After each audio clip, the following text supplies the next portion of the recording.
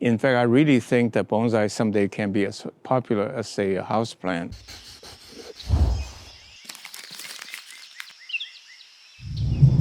Hi, I'm miltonchang of Bonsaiheirloom, and it's really a fine time to do your repotting if you're in a mild climate. And if you're in a cold climate, maybe you should think about ways to protect your bonsai by taking them into the garage or put some cover over it or something. So today the questions are mostly about nursery stock, and there's also some questions about different different agricultural zones in terms of taking care of bonsai. The first one is very encouraging. Someone said he's interested in starting a bonsai farm. That sounds like a very ambitious plan to start with, and asked me what kind of a tree that he should consider. Well, my advice to you is that if you want to start a bonsai nursery or business, you really have to know every aspect of bonsai. And so, maybe start slowly and learn over time. And I really think it's a great idea more people would start bonsai nurseries because having more competition, in a sense, more supply of bonsai, it's really a good thing to promote bonsai. It's not a zero-sum game. There's a plenty opportunity to create new enthusiasts to buy more bonsai. In fact, I really think that bonsai someday can be as popular as a houseplant, and we'd like to enable you to do that. So to answer your question specifically, I think I mentioned pine, black pine especially. Mogujian pine is readily available in the US, that's good too. But black pine, Chinese elm, trident maple, Japanese maple, zelkova, these are all very hardy, easy to grow bonsai material for beginners of bonsai keeping, and for that matter, in starting a bonsai nursery. So I encourage to go for it and start slowly to be conservative. You don't want to be too aggressive in starting business. The next one says, I look forward to a detailed root video to show how do you take a nursery stock and create a good roots. As I've shown several times in my video, what you do is you take the nursery stock out and comb out to make sure you see where the roots are going. Any roots that's crossover or not going in the radial directions, cut it. And at the early stage, there will be plenty of room for new roots to come out to make it a quote-unquote self-fulfilling prophecy to have radial roots when it's mature. And then the question is that if you plant your trees in the ground, how often do you maintain it? As I said, I was very busy during my years of running companies that I had no time for my bonsai. I would say I'll clip my trees. I don't think a tree will get more than 15 minutes of my time a year. I just go down, click, click, click, and to get a rough shaping.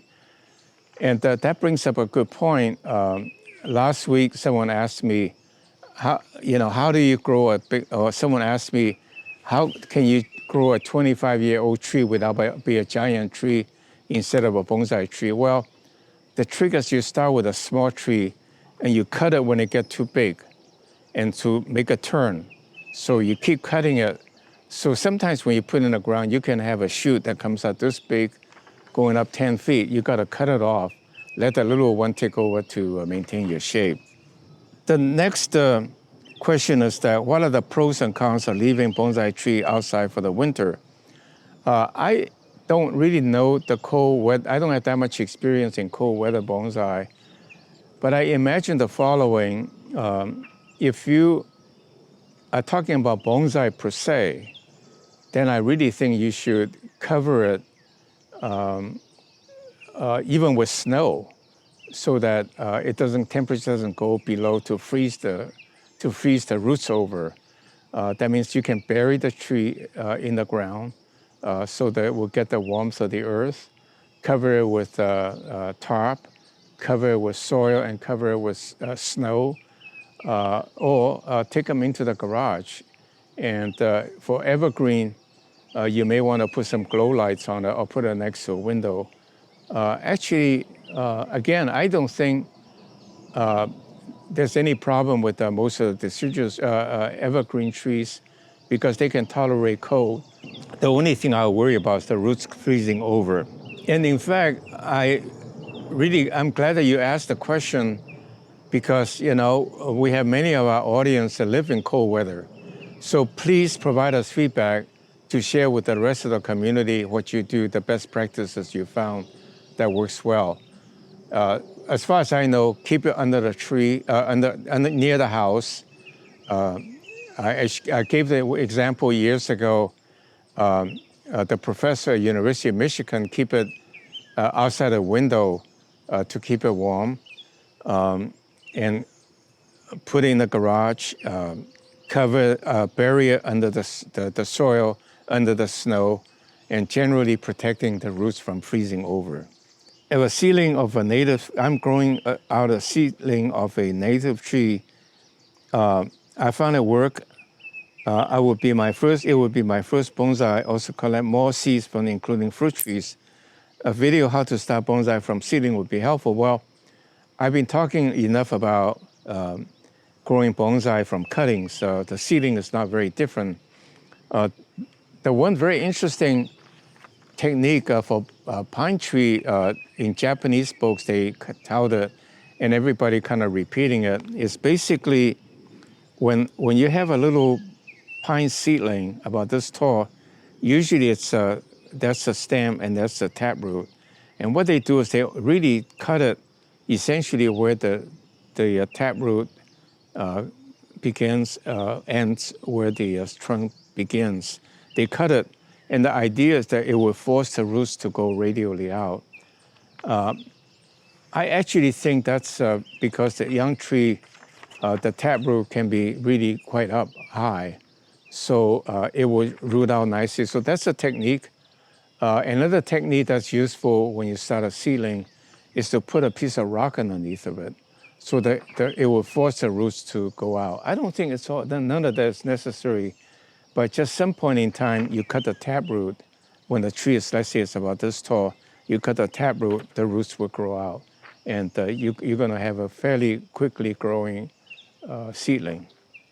The next set of questions is about zones.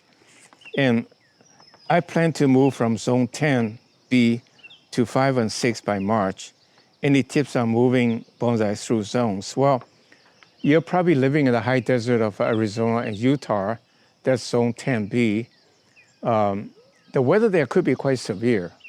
Whereas zone 5 or 6, the weather is quite mild. And so you're moving from mild weather in March to a much more cold weather to a much more mild weather in zone 5 and 6. I think you should have no problem. I think you'll have better time. Aside from some really unusual desert dry plant trees that will be hard to survive in wetter and milder areas, I think you should do fine.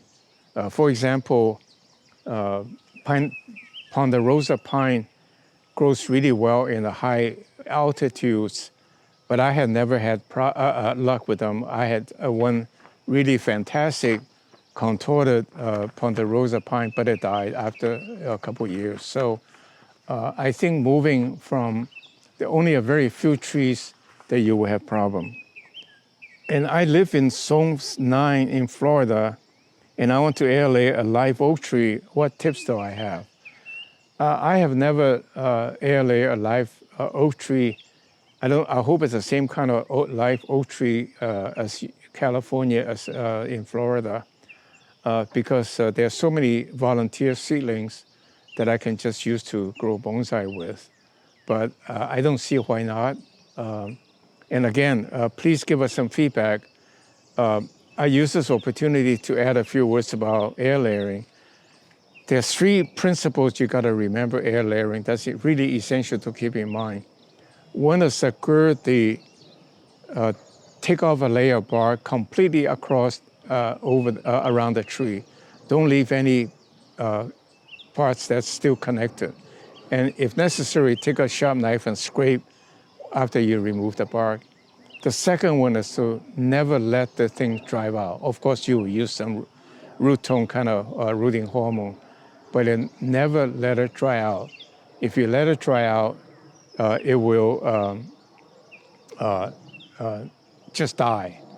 And the third is to really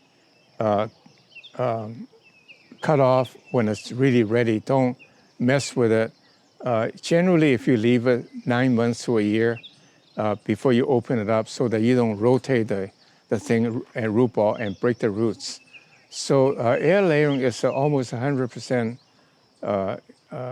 case that works. Although I have to admit I have no luck with the white cedar, the Atlantica, Citrica, glauca. That had never seemed to work for me for heirloom, air layer, that tree. I love that tree, but never worked. And as far as black pine goes, I'm beginning to think it's possible. It just takes a long time. But remember, always remove the bark completely and never let it dry out. And the next two questions is, one is, have I ever tried this person, Brian Bouchler, that what he did is he planted the bonsai into sphagnum moss. I think that should work fine because that's almost like hydroponic. The sphagnum moss, if you water it, let's say every 3-4 days a week, to never let it dry out, it will keep the roots moist.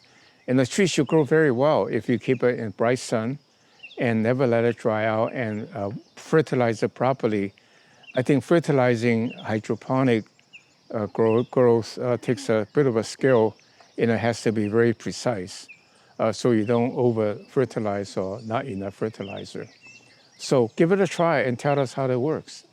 And the last one is about, have I done much mame bonsai, that they call it bean bonsai. Mame means beans.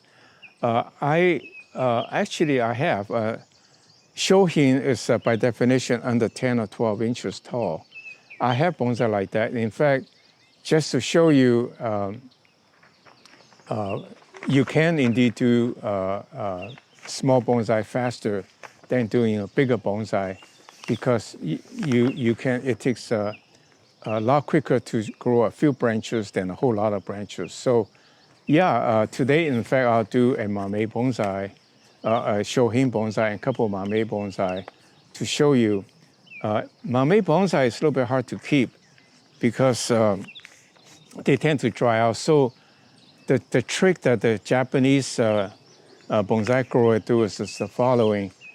They put the mame bonsai, which could be as small as a little pot like this, into a big pan.